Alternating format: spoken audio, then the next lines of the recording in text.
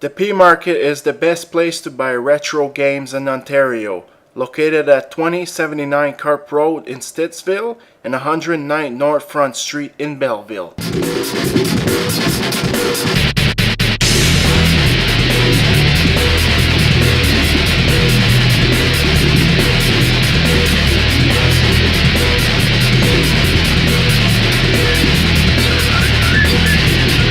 Hi there and welcome back to Project Extreme Review.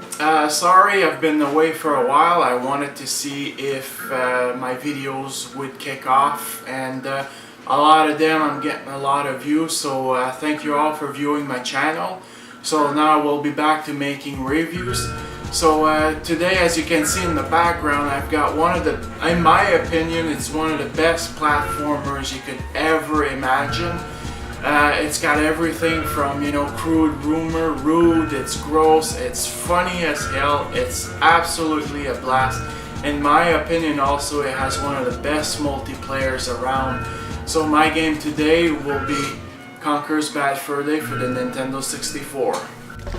I'm going to make this as spoiler free as possible because this game you really need to experience the single player to really see what the game has to offer.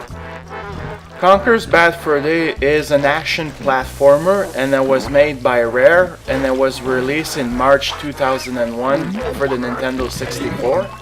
Also, Conker had a remake done for the original Xbox in 2005, and it had improved graphics, and it also support Xbox Live, but the multiplayer was very different. It was more like only deathmatch than anything else. So if you like to laugh and you really have a good sense of humor, I mean, this game is just a work of genius. It does feature a lot of strong language, a lot of toilet humor, and several film parodies. It's absolutely hilarious. It also features a lot of gore, so it might look cute and cuddly and fuzzy, but this game is really for the mature audience only. The single player stars Conker, the squirrel, and the story kicks off as he's at a bar and he's drinking with his buddies one night, and he calls up his girlfriend and makes up a lie because he wants to hang around. He has the worst hangover ever, and you know, I'm not gonna spoil anything else for you, but from there on, you know, that's why they call it a Bad Fur Day, because he's just getting into these weird situations.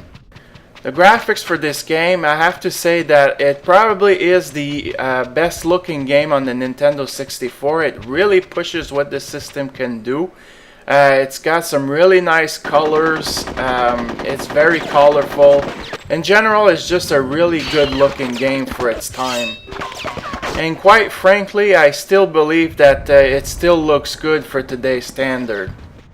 The controls for this game are actually really good. I mean, it does feature only one joystick, so it's a little frustrating at first, especially, you know, when you haven't played it for a long time. But other than that, you know, it's very playable, it's very easy. You just gotta get back, you know, getting used to playing with only one joystick.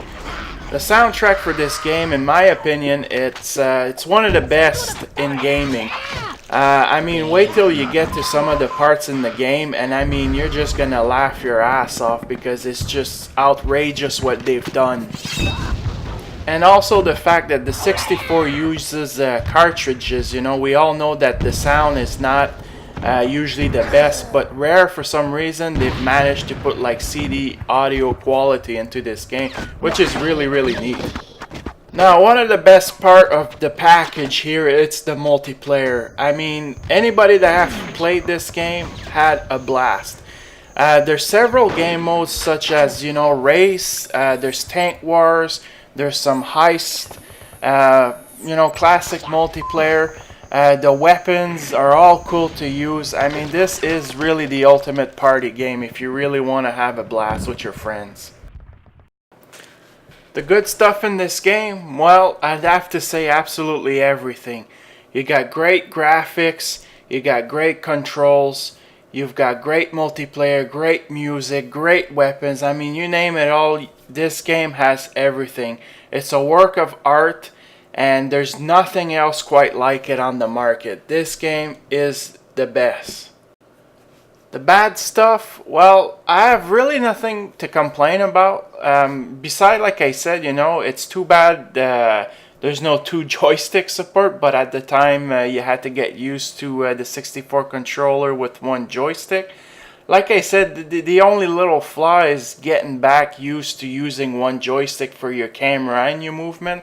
But other than that, I mean, it's very playable. So there you go, that's my review for Conker's Bad Fur Day on the Nintendo 64. You know, there's also a lot of great other party games on the 64, such as, you know, Smash Brothers and Mario Party. But this game, it's multiplayer, it's absolutely a blast, and the single player is extremely memorable. Like I said, there's nothing quite like it out there right now. So, you know, if you can find yourself a copy either on the Xbox or the 64, grab it and, you know, play the shit out of it, because you will laugh your ass off with this game. So I hope you enjoy the review, and thank you for watching.